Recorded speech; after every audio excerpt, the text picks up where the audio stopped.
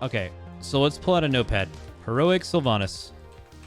Let's just chart out in our minds how this is gonna go real quick. So let's talk about comp, anything that matters or doesn't matter, raid size, and 4 versus 5 heal.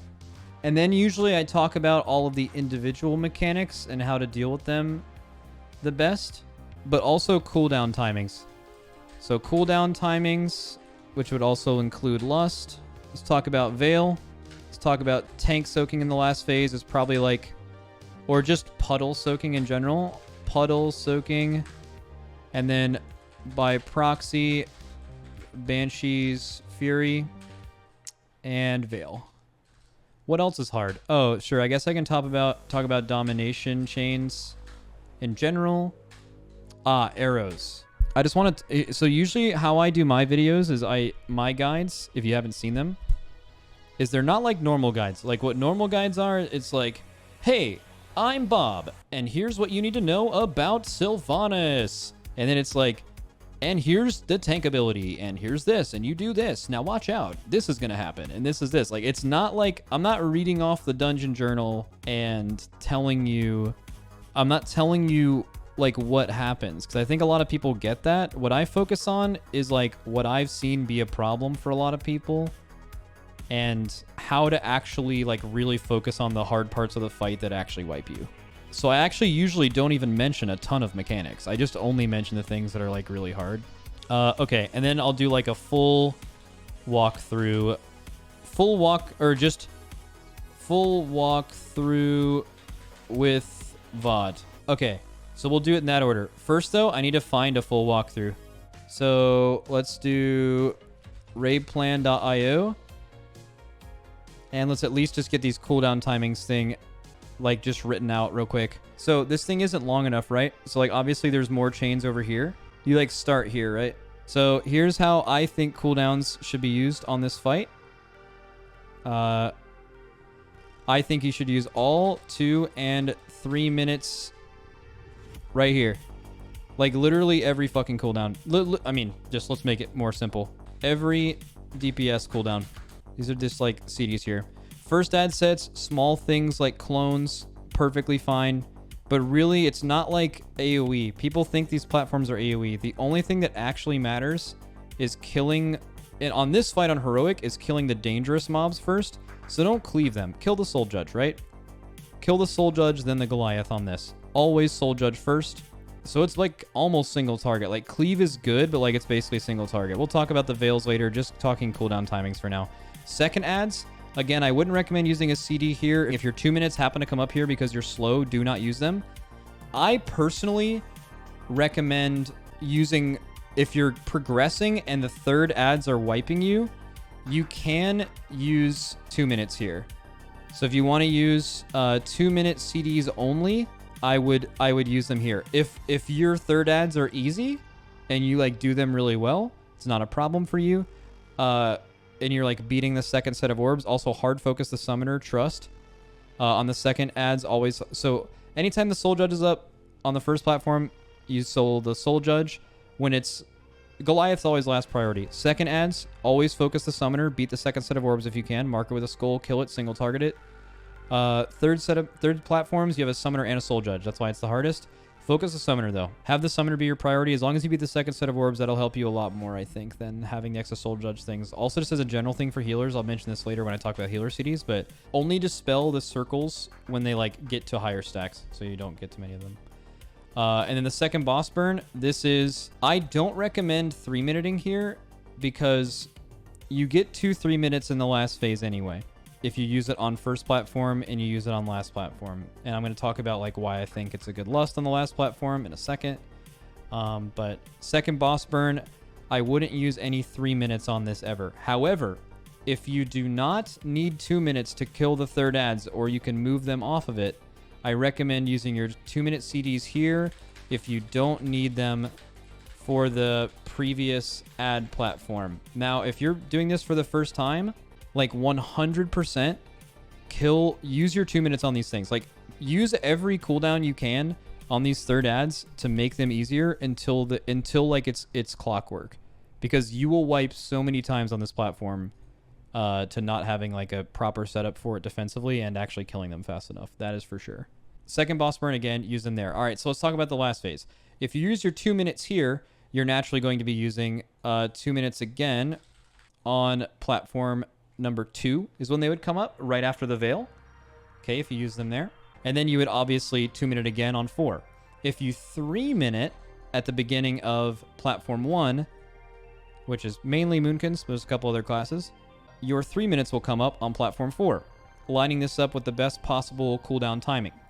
I've noticed a lot of pug groups lust on platform 3 and lust on platform 2. If you have the damage to kill it before you even go to 4, then this video probably isn't for you, because the boss is probably really fucking easy for you and you're on farm. This is for people who are doing it for progression. There is an option to lust earlier because you think you'll have more people alive. Kind of depends on your guild. But as you see, there's really not a great time to do that here.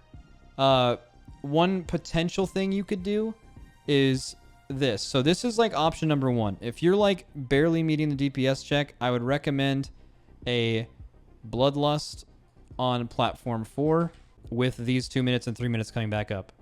Counterpoint. If you feel like, man, I don't like lusting that late, I feel like people are just not making it to that point. If we can just get in our damage earlier and our damage can suffer when the fight is harder on those platforms, I would like to get it done earlier. If that's the case, the best lust is almost certainly on platform 3, and then you make these changes. Okay? So this is 1. 2 would look like this. You would move your 2 minutes onto the third adds every time, and you take them off of the second boss burn. Okay? But you 3 minute second boss burn now. So you use 3 minute CDs on the second boss burn right when it spawns. If you max out your time in this phase, I'm almost positive your 3 minutes come up right when you hit this. If you go super fast, they won't be up though, so that's kind of important. You do not 2 minute in this scenario. And then at the beginning of the last phase, you 2 minute immediately. Your 3 minutes have already been used, and your 2 minutes and 3 minutes come up again on the third platform. That is where the third platform lust makes sense. It's really not too much more optimal. You literally, in this strat, you lose a 2 minute use on the boss for boss damage. So if you're struggling for damage, you're losing cooldowns for a lust earlier with more alive people. You could also do the same thing. You could also not use 3 minutes here, and you could 3 minutes. No, because 2 minutes aren't. They come up like halfway through here. It's not like right away. If they came up right away, I'd recommend lusting platform number 1. Although you do get a veil like right in the middle of it, which makes it really suck. But you could do 2 and 3s here, but you're just losing a use, right? Like count the uses on the boss if you use 2 minutes, right? 2 minute first boss burn 1, second boss burn 2. Second platform 3, fourth platform 4. That's 4 uses of 2 minutes on Sylvanas Windrunner for boss damage. Any other strat where you're not doing the lust on platform 4, you're just straight up losing a cooldown use on the boss with 2 minutes. 3 minutes, it's set in stone. 3 minutes, it's really easy, right? 3 minute first boss burn, and then whether you 3 minute second boss burn or not, it doesn't matter, right? You're still going to get the exact same uses on the boss. Whether you do 1, 2, and then 3, or 1, 2, and then 3, right? You're getting 3 uses of 3 minutes no matter what. So I recommend getting the extra use of 2 minutes just because it's optimal, but if for whatever, and also lusting for healing at the beginning of platform 4 is great because you're getting hit the hardest you are in the fight, right? So I think that's the best one, but it's up to you. All right, so that's DPS stuff. So let's talk about healing cooldowns. I guess I'll move these arrows so like that actually makes sense. I recommend using, okay, if you have like a paladin with Ashen that can carry these first daggers, that's fine. But basically, you're getting daggers on each platform. You don't need something huge here. You need like something small in the raid. Maybe like a, I don't know. Like, because you're not really using any real big healing CDs until like late in the last phase, you can kind of aggressively use them here. I just recommend saving most of your healing CDs throughput-wise and defensive for the third adds just for progression. But let's just say you're doing daggers 1 and daggers 2 on boss burn. Just have something simple like daggers 1s go out. You use just like 2 or 1 of something. So if you have like a Holy Paladin Aura Mastering it, Rally's kind of a bad CD for that. Like Barrier is fine, especially for the first one because people are actually stacked. And I'll kind of go over that in the walkthrough of like when you should be stacked and when you shouldn't be. I think it makes the Veil a lot easier if everyone starts together. And then on the second one, just like an AMZ or something. But if you have something minor, if you have Disc Priest, then obviously you know what's up. But like You could have, if you had 2 Disc Priests, for example, you could have 1 Disc Priest ramp 1, 1 Disc Priest ramp 2. It's over. You get it.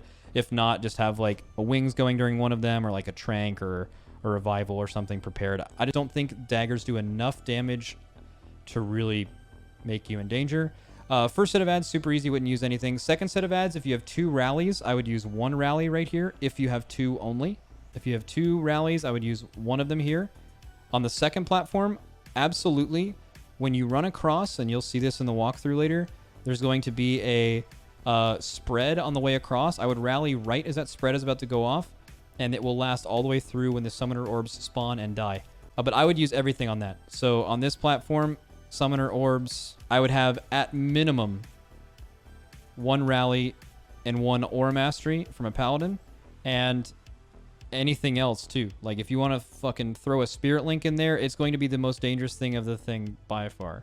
And you just have to make sure range get out with circles. I'm not really going to talk about that, but like literally just, you just need to live those first orbs, because people are going to be low coming across. They're going to have a fresh circle. It's just, people are ready to die. So like those 2 things specifically, because barriers, AMZs aren't as good here, because yes, you can have a lot. I mean, certainly use them because they're on a short CD.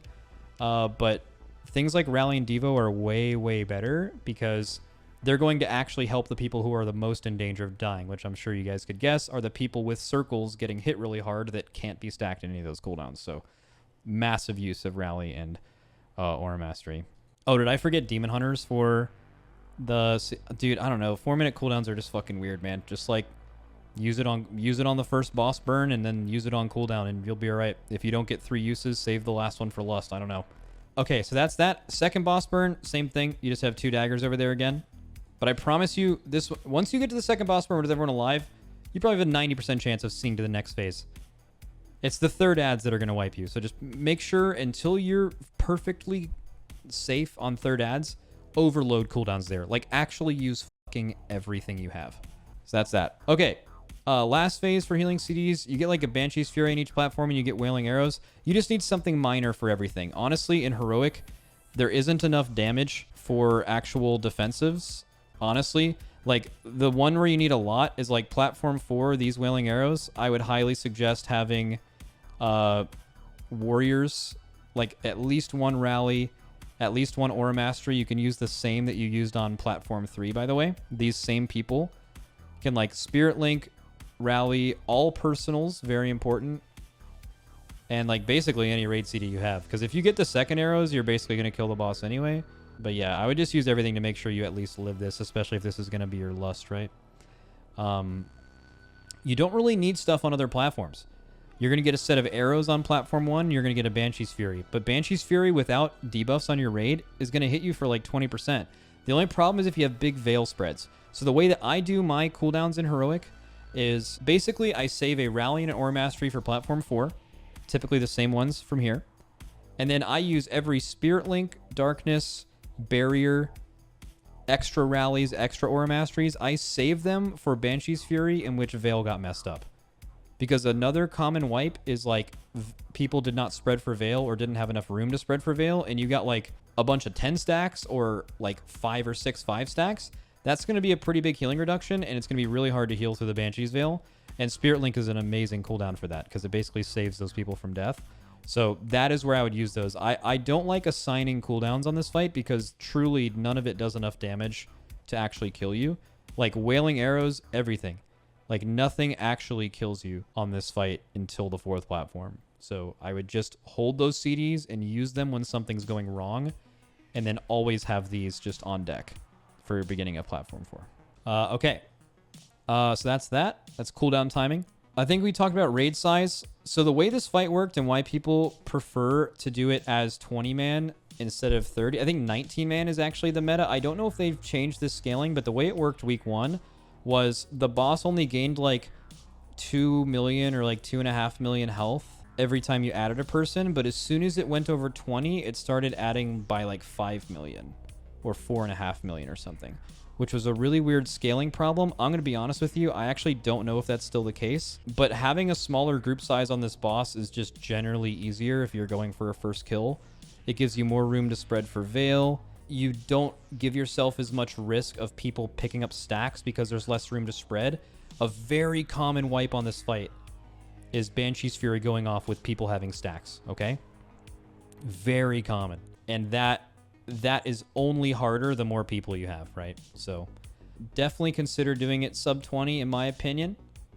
But it's absolutely doable with more people. If you got a bigger squad and you want to kill with everyone, totally fine. I'd recommend 4 healers for 19 to 20 man, 5 for 25, and 5 for 32. If you have 30, I'd recommend 5, unless you feel like your healers are not very good, and then you can add a 6th one for safety. What about Mistweaver CDs? Just like all other things, nothing specific. A lot of healer CDs rotate on like 2 and 3 minute cooldowns. You kind of just separate them. Basically, if you want to take anything away from my healer cooldown timings, is just a few, and I'll take questions at the end, I guess. But you just want to do a few, like, or one per thing. Like, you get daggers, maybe throw a little something. That's the thing with Sylvanas, though. It's not gonna, the boss isn't gonna kill you with raid damage. It's gonna kill you with like technical mistakes. Which will be the next thing we talk about, which is Veil. Or maybe actually we should talk about Puddle Soaking first. So this is what's going to wipe you 90. This is the most important part of the video by far. Okay, right here. It's going to be hard to watch my POV because I am a rogue, and more importantly, in my runs, I don't allow the tanks to soak anything because I've just had too many pug tanks do it improperly. I don't recommend doing this. This is just because I knew we had enough damage and I was trying to, you know, basically do as much as I could.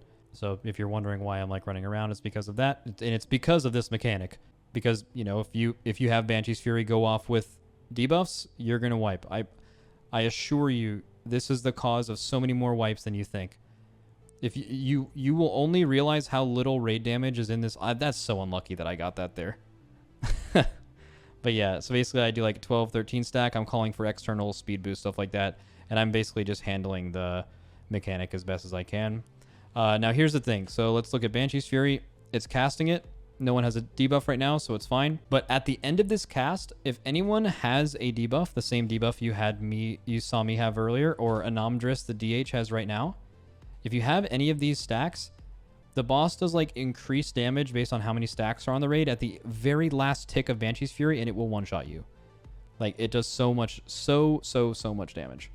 So just highly take care of that.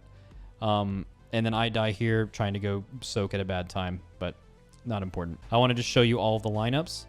So one of the harder ones is not this Banshee's Fury new puddle spawn. With newer players, you might have people actually get hit by the lines.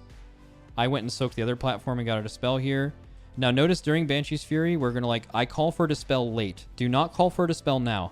Calling for a dispel halfway through the cast, what it allows is when you dispel stacks on this fight, they can be picked up, but only after like a second and a half, maybe 2 seconds of leeway, to where like there's a built-in protection to where like if one is just dropped under you, it doesn't immediately go on you. You can't pick them up immediately.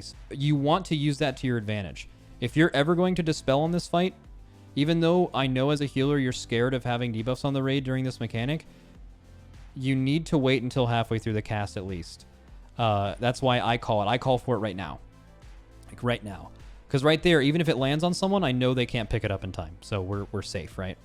So just very important that people get that. Now, I usually have tanks do this, and I'm just going to talk about clearing the platform in general. I usually pick a corner of the platform that I want to, you know, be filled with stuff and leave the other stuff other places. Now, keep in mind, this can be way cleaner. It's just that I'm doing it as a DPS, so I can't take like as many stacks. But you just generally want it to be like that. Tank's best time to soak is right now. If you're a Namdris here, this tank in group 1, this is a pug, by the way. When you go over with this Wailing Arrow, you want to actually stay there, and you want to soak everything on platform 3 right now. Let me just rewind to the beginning of this phase and just show you exactly how exactly when I do it. So the boss phases, if you have a trusty DPS that can soak platform 4 here for you, it's like kind of a nice thing like I do. Banshee's Fury happens, Bane Arrows are about to spawn, I go and soak platform 4. Now, if you're the tank that's not tanking here, I recommend you soak platform 2 right now. Okay, so I don't have to do the thing that I did earlier. So platform 1, or platform 4 I'm soaking. I bring it back over as a DPS. Healers watch me. Now, I unfortunately get targeted with Veil here. I could have cloaked, but I didn't want to dispel it that early. It would have dispelled my debuffs off. So yeah, very unlucky pick on me there. But that's when you dispel. So I dispel it right here. There's 15 seconds to Banshee's Fury. Again, I just pick my corner. I get it dispelled, and there it is. A tank could do all of that except for the 4th platform thing. And this platform isn't soaked already. Now, that's where I do it later. So now you don't have to see anything else. At this point, if you do what I just said, you have tank soak platform 2 and DPS soak platform 4 like I just did. You will have all the puddles on this platform before this Banshee's Fury goes off. And as you see... this other thing is filled right here. This would have already been soaked by a tank. So have your tank soak this. I just don't trust pug tanks to do anything on this fight. So I always do it, which is me dying here trying to do it. I try to cloak right here so I could like live the first 2 and then just like Hellstone before the 3rd one hit or after the 3rd one hit and then do this platform and run it over before this raise and get dispelled. So this platform would be clear in this scenario. Okay. So imagine it's a little bit more clear than it is now. That corner wouldn't be there. You want to spread for this veil. And then the Banshee's Fury is going to happen like right after that. Now, I don't recommend soaking here exactly. Where I did it, I got like a little one in before Banshee's Fury. I didn't have to do that. I just have to... I'm not a tank. I can't do it all in one because I'm a rogue. So I did it there. If I'm a tank, though, I don't do that here. I do this as a Nomdris. Soak platform 3 with the 2nd Wailing Arrows. Tank number 1 Wailing Arrow is going off right now. And now a Nomdris, while he's doing that Wailing Arrow, would just be soaking that platform, and when his Wailing Arrow is over, he'd be jumping back to this platform with all those stacks. Now, you don't get it dispelled yet, by the way. If you're that tank, or me, I recommend not dispelling these stacks, because people need room to spread with Banshee Scream, and then right after it, there's a Veil. So I'm holding on to these stacks. I'm intentionally not dispelling them, because I want people to have more room. Okay? Now, after you wait for the raise to cast, and then you get dispelled. Get dispelled right now as raise is going, so you can leave all your puddles here for it to be cleansed. All right, now we're on a clean platform 3. This is what it should look like on a normal pull with your guild. Banshee's Fury happens right away, but there's no stack, so it's super easy. We lusted here. I don't recommend it because a lot of cooldowns aren't up, as you can see. Really inefficient for damage, and there's not a lot of healing happening either. So, yeah. The time to soak the next platform is at 2 different points. You can do it here. Right after these Bane Arrows. This will make this platform full as hell, though. So this one is a little bit more dangerous, but a Nomdris, again, the tank that got this, could soak platform 4 here and come back over with it after. But you have to hold it for a long time here, in my opinion. So let's say a Nomdris does soak here. He doesn't, but let's just say he does. He's holding like a 15 stack for this whole scream. There's no way you want to have a huge thing of puddles during this scream, right? Like that only makes it harder. I go over and soak during this, but just ignore me. This is not what a tank would ever do. You could have a tank soak here, I guess. I just don't think this is the best time to do it. There's like a really good time later. So like, I'm almost dead. I called for a sack there. And then you want to hold it for this veil. So if you're that tank, you want to hold it for this veil the whole time. You want the platform sucked clean right now so everyone can spread. And you just heal the tanks because nothing else is happening, right? And then a Banshee's Fury is right after. So tank holds, no dispel. You wait for the Fury. You dispel the tank in 3, 2, 1. I call for it now. Gets dispelled. Now, again, I called for it late because if it were to be any earlier and a melee was out of position, he picks up that stack, you wipe, right? So always have to keep it consistent. Now, the second time to soak on this platform, by the way, is if you have a speedy tank, you can do it after the Banshee's Fury before the raise, okay? So don't watch what I'm doing right now. Look at what is it? The timing of the tank. So Banshee's Fury, you can't go yet. So tank who's not tanking leaves the platform right now. And he has 8 seconds to fully soak that platform and come back. Or longer, because raise is a long cast, right? So look at the fight time. It's at... What time are we here? Why is my fight time wrong? It says 2 minutes. That's weird. Huh. Okay. But regardless, tank goes, tank is soaking, tank is soaking, tank is soaking. You can even send a healer over with him. And then tank jumps back now. Hold, dispel now. And you just get rid of the whole platform. That, in my opinion, is the best soak. And why? Is because it leaves all of the shit on the 4th platform for as long as you can, and making the 3rd platform have way more space. Both of them involve platform 4 being clean or mostly clean. So it's just doing the second one that I just showed you is going to make it cleaner than the other. Okay. So arrows here, I usually have the Well, we won't talk about arrows. Let's just talk about the soaking. I'll talk about arrows after this. How every individual arrow set does them. I can do them really quick. Okay. So after this, there's nothing going on with soaking for a while. Banshee's Fury happens. Veil happens like right after this. Again, you want to, in my opinion, like after this Banshee's Fury, you'd want to have this whole platform picked up. Even if it's on one person and you dispel it right now, having one pool in one spot is way better than a bunch of spread out pools because you just reduce the chance that someone in your raid can wipe you by being out of position. And we kill the boss here. We don't go too much farther. I think the last thing on this platform is it does like a scream into a raise, but there's not even another Banshee's Fury. So at this point, all the pools don't matter. All right, so let's talk about Wailing Arrows. I'm just going to just show you it. In P1, tank, just get out of the group. You don't need to know any more than that. Super easy. Last phase, though, Wailing Arrow sets go like this. Okay, boss comes down. First set of arrows happen right now. Okay, so I have a weak aura for this. I have a really terrible UI for this at the moment. But what it does, it shows you the order that you're in, and there's also a bunch of weak auras right now that are available that show you what arrow you are. Don't mind game yourself, and don't pay attention to the debuff. The debuff is frequently wrong. Just know what order you're in, and know that the boss casts 3 arrows, and go over in that order. So watch the boss's cast bar, okay? Okay, well, this is annoying because I'm going to jump off. Maybe a better one would be an example of this. But this one is done conventionally. One of them is done a little bit weird, I think, on the 4th platform, but these are done conventionally where you go to another platform, okay? So tank, Katy Perry goes over right now. I'm going to die here because I'm on his head. Johnny Deep jumps over now. Johnny Deeps goes off. And then Azaturi goes over and his goes off. And he ran even far. That's nice. You don't have to do that, by the way. But yeah. Okay, so that's Wailing Arrow 1. That's how you do them conventionally. I think on the next platform, you should be able to see them done a little clearer. Okay, Anamdris has number 1 here. He's the tank. Now watch the boss's cast bar. If you're number 2 and 3, you should just be on the edge looking at the cast bar. Wait for Wailing Arrow casts. 1 is cast. Number 2 goes over. He went over early. Number 2 is cast. Number 3 goes over. That person went over early too. You don't have to wait that long. Like, look at them. Look at Fruits and Insightful. Fruits is right here. You can wait until the arrow hits the person in front of you and before you go over. Okay? So first one goes off. He leaves already. He should leave after that. You should watch the arrow go over your head before you leave, just to be safe. Okay? Same thing. Arrow goes over your head. Now you leave. So they're leaving a little early, and look what happens to their health, right? They get almost one shot. Most of the time, they'll die. That person blocked, so he didn't die. If he wasn't a mage, he's dead. So that's the timing for that one. That one is, again, conventional. There is one on the 3rd platform that is the exact same kind of conventional. Again, tank is always first. Let's see if these people do it right. Noriega's second. Okay, first arrow is cast now. Watch it go over your head. Now you go. Perfect. That person did it perfect. Second one goes over. Watch it go over your head.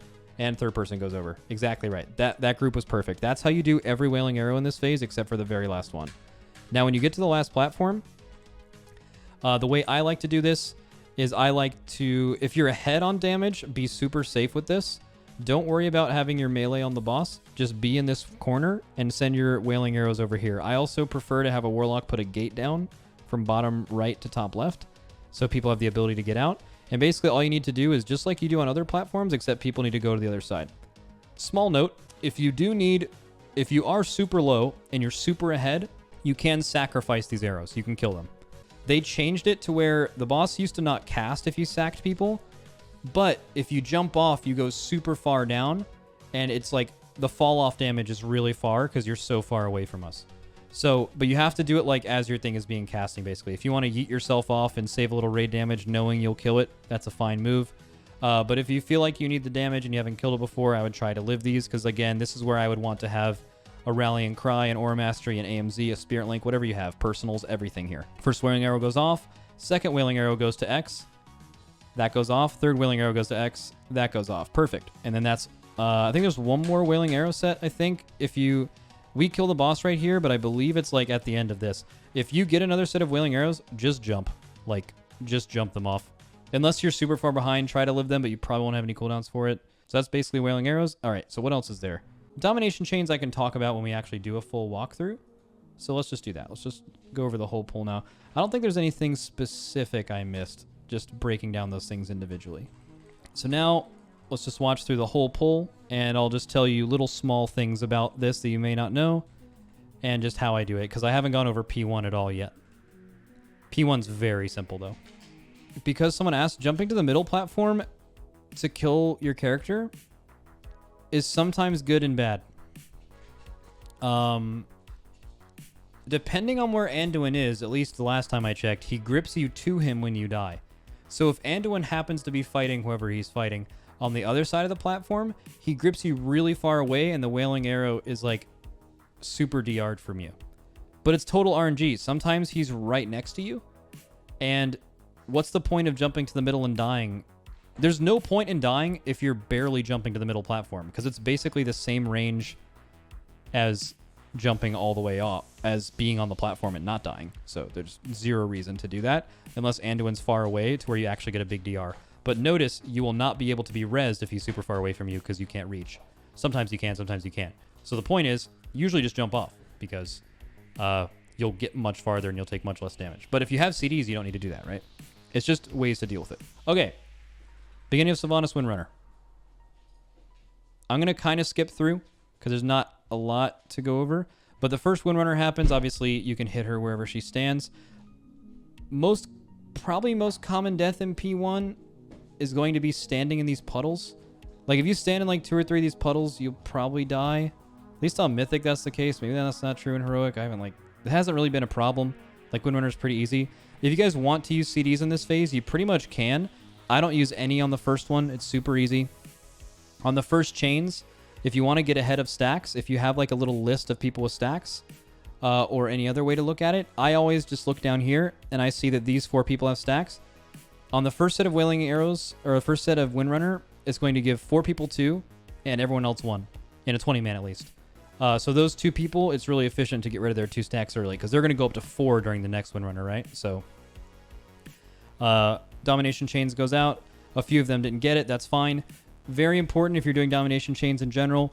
There's very little DPS check in this phase. You should just get your arrow if you need to and immediately move away from it. Move close to an arrow so you know which one you're going to get, and then move away from it quickly.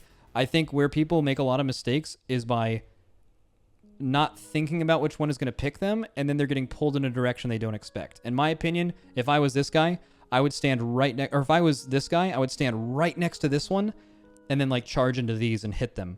Or I would take this one and go to the boss. I wouldn't stand close to 2 or 3 of them and leave it up to chance. How do you get that list? It's built into Bigwigs. It should just show up immediately. Nothing to really talk about with Wailing Arrows in this phase, except there's a few I use cooldowns on. This is not one of them. This is a super easy part of the fight where you have low stacks. Veil after this, again, I don't really need to talk about Veils in this phase. Because it's easy, right? You just stack up and roar and move. So, very simple. Windrunner 2 happens. You get a few more stacks. Now, this is where, if you're a paladin, you need to be ready to bop people potentially. If a very common white point here with inexperienced healers is going to be people with 2 to 3 stacks of this arrow and get chosen with a dagger. This is where I use things like Spirit Link. You may get 3 or 4 Windrunners in P1. Depends on your damage. If you get only 3, use like a Darkness and a Spirit Link on 2 and a Darkness and a Spirit Link on 3. The Spirit Link is actually very, very good for this fight because what it does is it allows you to solo heal. It like keeps the daggers alive on their own, right? They hit pretty hard. So Spirit Link's pretty good for those if you're going to use them. I save rallies and AMs for Wailing Arrows in this phase. It's like right here we're like pretty healthy though. We have like a salve. The only person with high stacks is a tank. New chains are going out. So again, if you're a raid leader, highly recommend telling, in this scenario, Krozo, Zorm, Beta, and myself to get chains if possible. Chains are going out here. Keep in mind, you can Curian off these stacks, and you can also bop them off if you get behind. This is Veil. I don't use any CDs during these Domination Chains as well because there's nothing going on with it. Now, the next one, that's totally different. I hope we actually get it. I think we do get it. Cool. All right, so this third Windrunner happens. This is a good time to use an AMZ, a barrier, or anything like that. Why? Because a Wailing Arrow is in the air right now, about to hit the tank. Boom. And she starts Windrunner immediately and puts out daggers. So it's a very value barrier once this Windrunner starts. So that barrier will cover all of these daggers and that Wailing Arrow hit. That's a very, very good ground effect because you can easily be stacked where Rally and Devo won't have as much effect like they will later in the phase. I use a Spirit Link during this one because we have an extra one. I think I might even use 2. I would have used a second one here, I believe, as well. Or used it on the previous. Obviously, this is a Pug, so we're YOLOing timings. Now, this is the dangerous one. Okay? This is a Wailing Arrow going off as Domination Chains are here and everyone's spread out. This, in my book, if you have it available, this is a Rally AM every time. It's the best Rally in AM in this phase, no question. Or AM or both. I use a Rally for that hit, and then you finish these chains. Now, we're pushing the boss right after this. If your damage is a little lower, you may have to do this next Windrunner, but you should definitely try to push after that. Do not get the 4th chains. So we push right after this. Now, this takes us to the intermission. You don't have to worry about getting a chain. Everyone's going to get one, right? If you want to like play it well, what a good way to do it is like if you're like an AoEer, for example, or you're a tanky player, I would try to get an outer chain because you know those are going to die later. If you're a tank, if you're like a super tanky class, like you grab one of the outside ones and then you go in, right?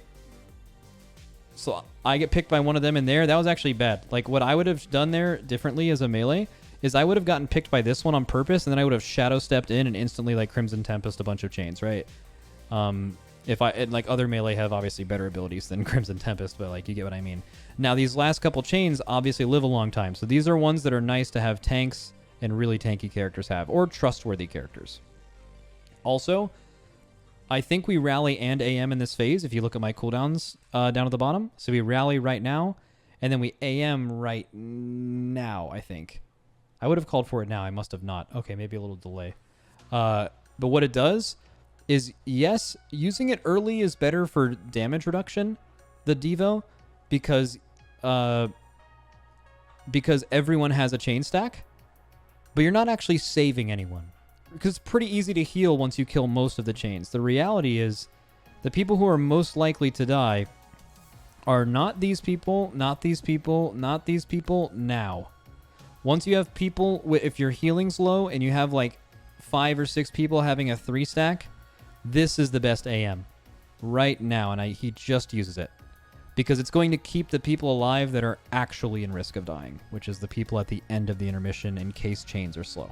Also, very good time for externals, by the way. Sack, GS, Monk Bubble, Iron Bark.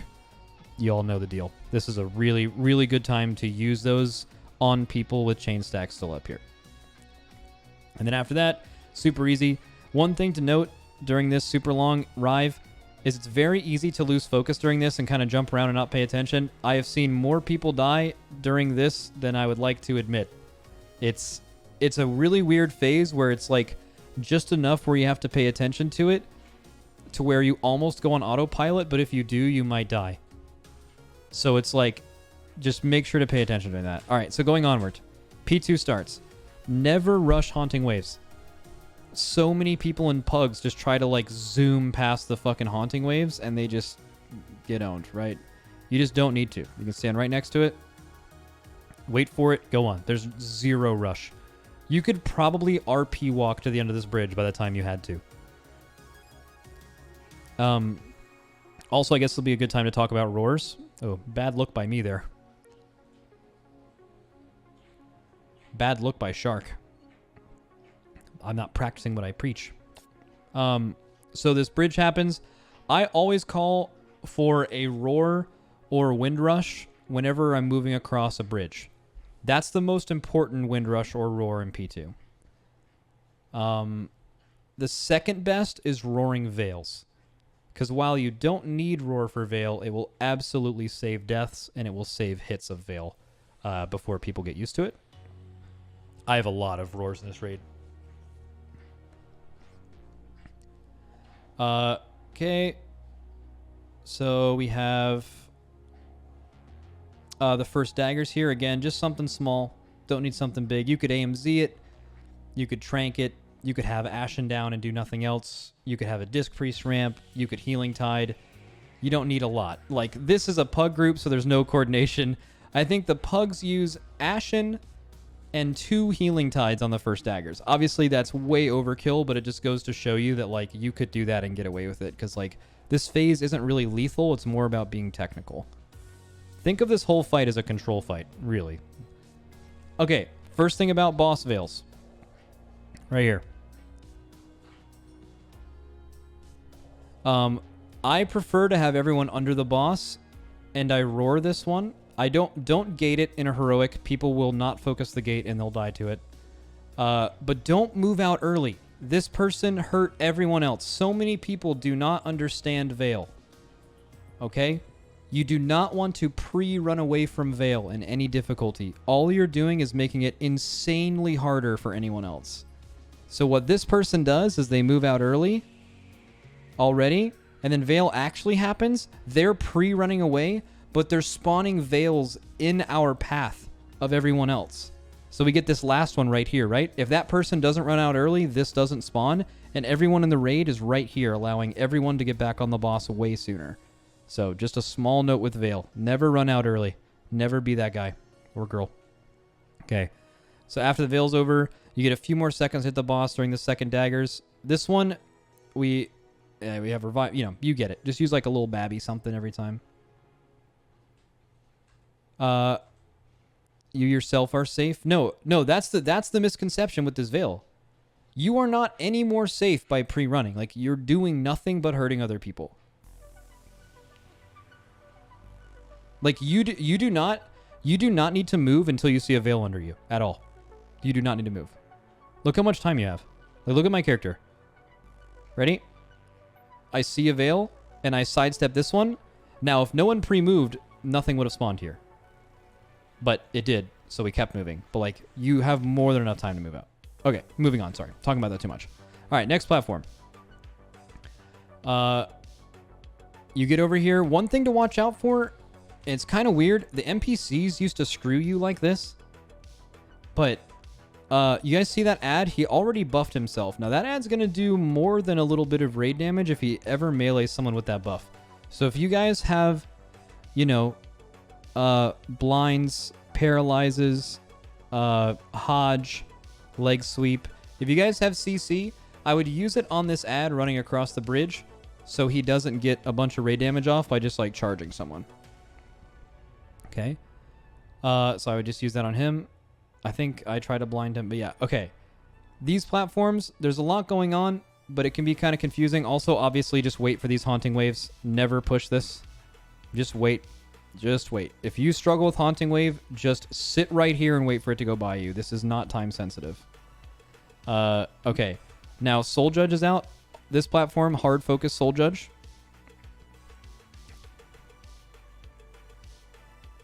Okay. Now, Veil's going to happen in a few seconds. If you have a spare Roar or Wind Rush, this is one of the better ones to do it on. It's a Soul Judge platform. So you do it now. Spread out for Veil. And just again, just for one more note on Veil.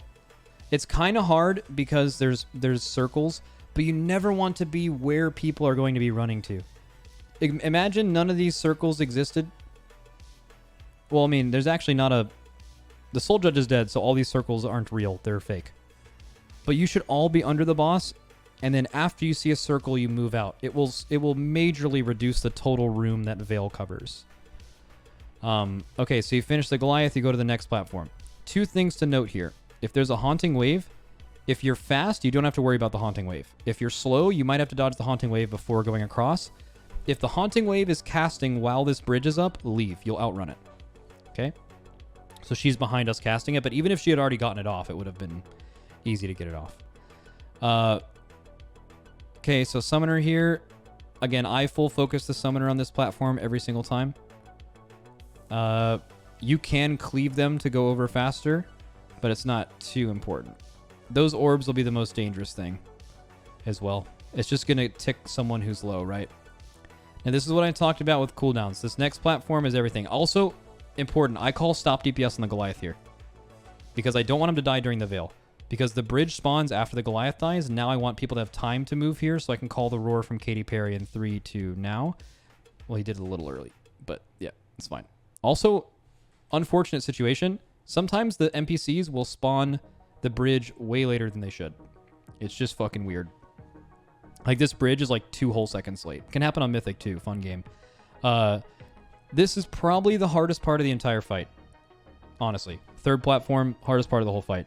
You have to move across while getting in range of these ads and spreading for a Banshee Wail as you're running. Banshee Wail's going off in 3, 2, 1. You don't want to cleave people. I like rallying this exact global. If you're a warrior, find yourself in the middle of this group so you can reach everyone. Rally right now as this is going off.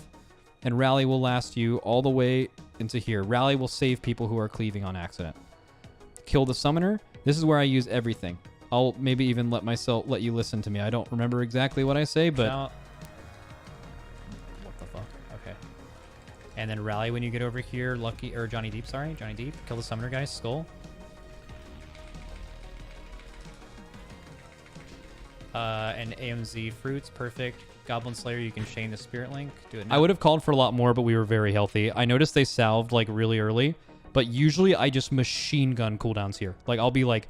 Rally, Spirit Link, AM, like everything. And honestly, but like this group was like clean on this, the previous pull, so I didn't worry about it too much. Now notice I didn't use my 2 minutes because we were going really fast. If you're struggling with this platform, rip your Vendettas here, rip your 2 minutes every time. For sure. We did so much damage there. Now, the fun thing about going that fast is you don't even get the Veil. Veil doesn't even spawn if you go that fast. But sometimes if you go a little bit slower, you'll get a really awkward Veil as you're going across the bridge. Okay, so Sylvanas is up. She's able to be hit right now. Again, we have like 40 seconds of boss damage here. First daggers in this one are very simple. The second ones can be a little bit more dangerous. So if you want to ever apply any healing cooldown to a dagger, it would probably be the second one of these. Or an extra one. Haunting Wave happens while you're on the boss. Just have your melee back up. Be super careful. Usually a lot of melee get stacks there in newer groups. This Veil, I like, in my opinion, knowing you won't need the boss damage, I like to have the ranged actually move into the melee here so we can all run out together. What most melee do when the ranged are already out there, knowing it's going to be hell, is they just stand in this corner right here. Which is, I believe, what I do. Maybe not. Oh no, this is a totally different phase. Sorry, the boss didn't do its Veil because we pushed it so fast. So this is probably a bad video to watch. But he does another Veil, and then after that, it does a Banshee Wail at the end of the daggers. The next daggers are hard. You don't get to see them, but yeah. And then I've already gone over a lot of the stuff in the last phase just for, you know, I'll just kind of talk through everything that happens, even though the POV you're going to be watching is one that is probably not relevant in your guild. That being said... If you feel like your tanks don't usually do the right thing, like for me, I cannot trust a pug tank. Never going to catch me trusting a pug tank. Zero chance, especially when you cannot find AOTC tanks. It's like impossible. I always do the soaking, but if you have tanks in your guild that you trust, have them do the job that I'm doing. Again, Bane Arrows right now, first one goes out. I have a DPS player go to platform 4, and the tank who's not tanking go to platform 2. All of them get soaked. You watch the Veil. Interesting note, if you're targeted with Veil, always personal. That's the best personal in this phase, if you're targeted with Veil. I should have cloaked right here. I just didn't want to dispel in the wrong spot, but also very unlucky time to get picked as me. Okay. Then Banshee's Fury happens in 10 seconds. Super easy Banshee's Fury. Remember how I told you don't really need cooldowns in this fight? Until the last platform. Look at how hard Banshee's Fury hits when you don't have stacks. Look at our health. Literally nothing was used there. Like, I mean, like AMZ, like a DPS DK AMZ, right? Like, that's like super, super simple. All right, I get rezzed here.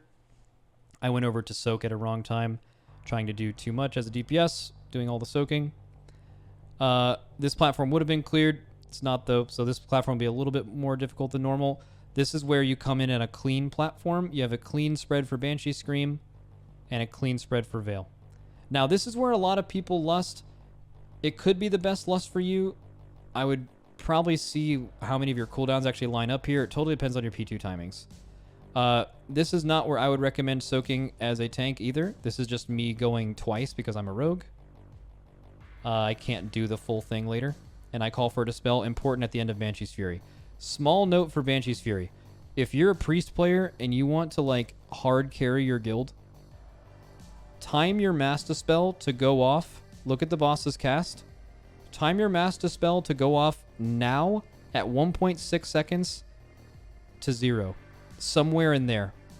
I don't know how long of a cast Master Spell is. But if it's less than a second, just cast it at a second and a half on top of the group, and you will save so many bad pulls. You'll save so many wipes, man. So, highly, highly recommend.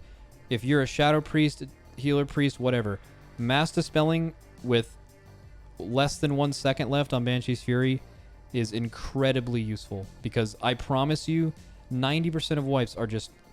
Some DPS is going to pick up a stack at the last second because it got dispelled on him because the tanks got dispelled too early or something. They get a stack, you're dead. So, yeah. Highly recommend. Very useful. I'll show you another Mass Dispel later just in case you have a Healer Priest. Also, again, this is where I have the tank, Anamdris here. I would have the tank who has Wailing Arrows soak the second platform now. That's when you do it. Now, the thing is, though, when this guy comes back, let's say he had 10, 12 stacks here, I would be holding on to those the entire time. Note, like, watch my character here. I see Banshee Scream, right? I have to come over early. I would have not, but I would have died over there. If I was a tank, I would have waited to come back. Notice how I hold on to my stacks. I don't dispel them because I want to give us more room. Okay? I'm still holding, still holding, still holding. Here's the second Mass Dispel.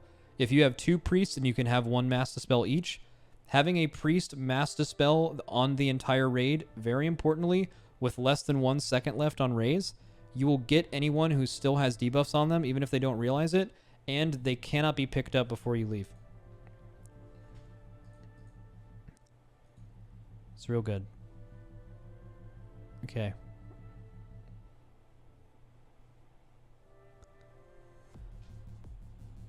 Okay, Banshee's Fury happens. Again, pretty easy. Pools going out. These pools should be soaked by whatever tank is currently on the platform. I'm kind of cosplaying as that tank right now. And you want to hold them until after this scream. I might dispel them here because there aren't enough. Yeah, that's fine. Then you just spread for scream. Depends on your raid size too. If you have 30 people there, tanks need to hold these stacks a lot longer.